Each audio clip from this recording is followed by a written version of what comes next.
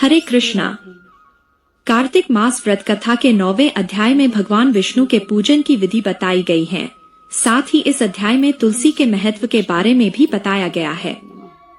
आइए सुनते हैं कार्तिक मास व्रत कथा का 9वां अध्याय। लेकिन इससे पहले भक्तों आपसे निवेदन है, इस वीडियो को लाइक करें और चैनल को सब्सक्राइब कर दें।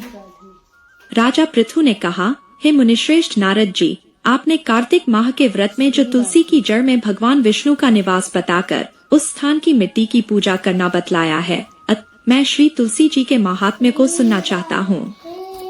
तुलसी जी कहाँ और किस प्रकार उत्पन्न हुई, यह बताने की कृपा करें। नारद जी बोले, हे राजन, अब आप तुलसी जी की महत्ता तथा उनके जन्म का प्राचीन इतिहास ध्यानपूर्वक सुनिए। एक बार देवगुरु बृहस्पति और देवराज इंद्र भगवान शंकर का दर्शन करने कैलाश पर्वत की ओर चले। तब भगवान शंकर ने अपने भक्तों की परीक्षा लेने के लिए जटाधारी दिगंबर का रूप धारण कर उन दोनों के मार्ग में अवरोध उत्पन्न किया। यद्यपि वह तेजस्वी, शांत, लंबी भुजा और चौड़ी छाती वाले, गौर वर्ण, अपने विशाल नेत्रों से युक्त तथा सिर पर जटा धारण किए वैसे ही बैठे थे। तथापि उन भगवान शंकर को न पहचानकर इंद्र ने उनसे उनका नाम व धाम आदि पूछते हुए कहा कि क्या भगवान शंकर अपने स्थान पर हैं या कहीं गए हुए हैं। इस पर तपस्वी रूप भगवान शिव कुछ नहीं बोले। इंद्र को अपने त्रिलोकीनाथ होने का गर्व था। उसी अहंकार के प्रभाव से वह चुप किस प्रकार रह सकता था। उसने क्रोधित होते हुए उस तपस्वी को धुड़क कर कहा, अरे मैंने तुझसे कुछ पूछा है और तू उसका उत्तर भी नहीं देता। मैं अभी तुझ पर वज्र का प्रहार करता हूँ, फिर देखता हूँ कि कौन तुझ दुर्मति की रक्षा करता है। इस प्रकार कहकर जैसे ही इंद्र ने उस जटाधारी दिगंबर को मारने के लिए हाथ में वज्र लिया, वैसे ही भगवान शिव ने वज्र सहित इंद्र का हाथ स्तंभित कर दिया और विकराल नेत्र कर उसे देखा। उस समय ऐसा प्रतीत हो रहा था कि वह दिगंबर प्रज्वलित हो उठा है और वह अपने तेज से जला देगा। भुजाएं स्तंभित होने के कारण इंद्र दुखित होने के साथ साथ अत्यंत कुपित भी हो गया। परंतु उस जटाधारी दिगंबर को प्रज्वलित देखकर बृहस्पति जी ने उन्हें भगवान शंकर जानकर प्रणाम किया और दंडवत होकर उनकी स्तुति करने लगे।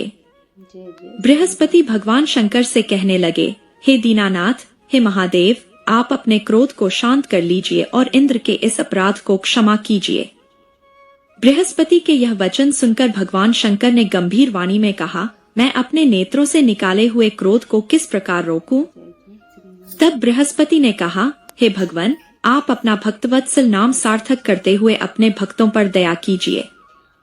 आप अपने इस तेज को अन्यत्र स्थापित कीजिए और इंद्र का उद्धार कीजिए। तब भगवान शंकर गुरु बृहस्पति से बोले, मैं तुम्हारी स्तुति से अत्यंत प्रसन्न हूँ। तुमने इंद्र को जीवनदान दिलवाया है। मुझे विश्वास है कि मेरे नेत्रों की अग्नि अब इंद्र को पीड़ित नहीं करेगी। बृहस्पति से इस प्रकार कहकर भगवान शिव ने अपने मस्तक से निकाले हुए अग्निमय तेज को अपने हाथों में ले लिया और फिर उसे क्षीर सागर में डाल दिया। इसके बाद भगवान शंकर अंतर्ध्यान हो गए। इस प्रकार जिसको जो जानने की कामना थी, उसे जानकर इंद्र तथा बृहस्पति अपने अपने स्थान को चले गए। हिंदू धर्म में कार्तिक माह को साल का सबसे पवित्र महीना माना गया है। ऐसा विश्वास है कि इस महीने में भगवान विष्णु स्वयं जल में निवास करते हैं।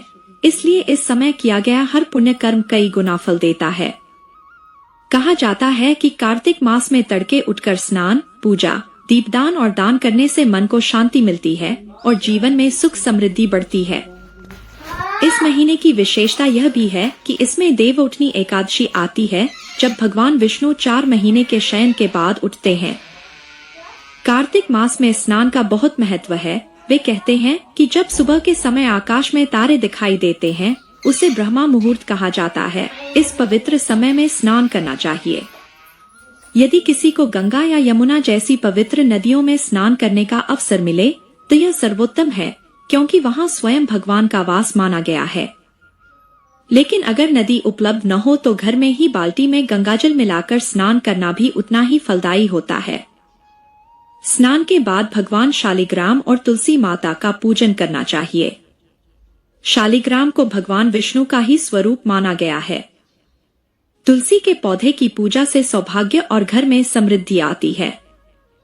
कार्तिक मास में आंवले के वृक्ष का पूजन भी मोक्ष देने वाला होता है। ऐसा करने से जीवन में पापों का नाश होता है और आत्मा को शांति मिलती है। इस महीने में 2 महत्वपूर्ण एकादशियां आती हैं, रमा एकादशी और देवउठनी एकादशी। देवउठनी एकादशी के दिन भगवान विष्णु के साथ तुलसी माता का विवाह होता है। यह दिन विशेष रूप से शुभ माना जाता है। कार्तिक मास में सूर्योदय से पहले स्नान कर भगवान की पूजा करनी चाहिए। भाई बहनों को चाहिए कि वे सुबह 6 बजे से पहले स्नान कर लें और मंदिर जाकर भगवान शालिग्राम का पूजन करें। यह सबसे बड़ा पुण्य है। ऐसा करने से जीवन में सुख समृद्धि आती है, घर धन धान्य से भर जाता है और पापों का नाश होता है।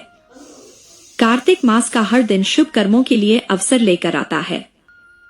इस महीने में स्नान, दान, तप और दीपदान करने से न केवल सांसारिक सुख मिलते हैं, बल्कि व्यक्ति वैकुंठ लोक का अधिकारी भी बन जाता है।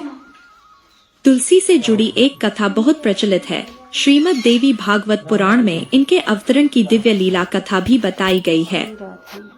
एक बार शिव ने अपने तेज को समुद्र में फेंक दिया था। उससे एक महातेजस्वी बालक ने जन्म लिया। यह बालक आगे चलकर जालंधर के नाम से पराक्रमी दैत्य राजा बना। इसकी राजधानी का नाम जालंधर नगरी था। दैत्यराज कालनेमी की कन्या वृंदा का विवाह जालंधर से हुआ। जालंधर महाराक्षस था। अपनी सत्ता के मद में चूर उसने माता लक्ष्मी को पाने की कामना से युद्ध किया, परंतु समुद्र से ही उत्पन्न होने के कारण माता लक्ष्मी ने उसे अपने भाई के रूप में स्वीकार किया। वहां से पराजित होकर वह देवी पार्वती को पाने की लालसा से कैलाश पर्वत पर गया। भगवान देवाधिदेव शिव का ही रूप धरकर माता पार्वती के समीप गया, परंतु मां ने अपने योगबल से उसे तुरंत पहचान लिया तथा वहां से अंतर्ध्यान हो गई। देवी पार्वती ने क्रुद्ध होकर सारा वृतांत भगवान विष्णु को सुनाया।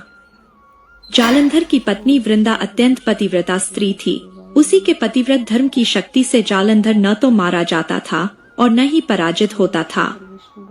इसीलिए जालंधर का नाश करने के लिए वृंदा के पतिव्रत धर्म को भंग करना बहुत जरूरी था। इसी कारण भगवान विष्णु ऋषि का वेश धारण कर वन में जा पहुँचे, जहाँ वृंदा अकेली भ्रमण कर रही थी।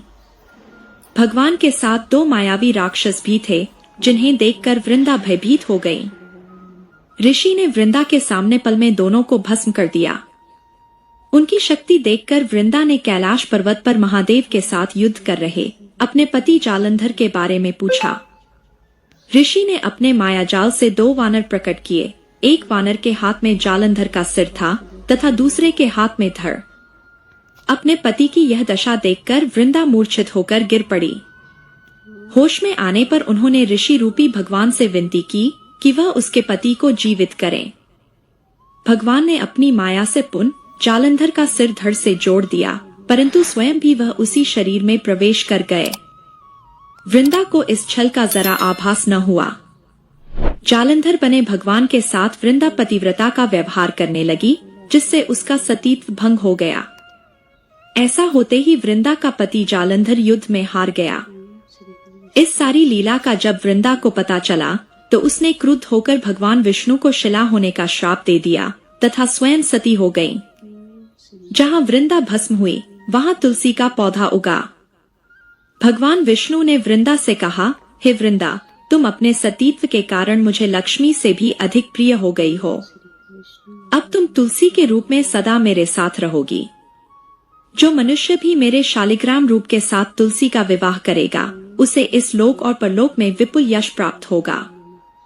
जिस घर में तुलसी होती है, वहाँ यम के दूत भी असमय नहीं जा सकते।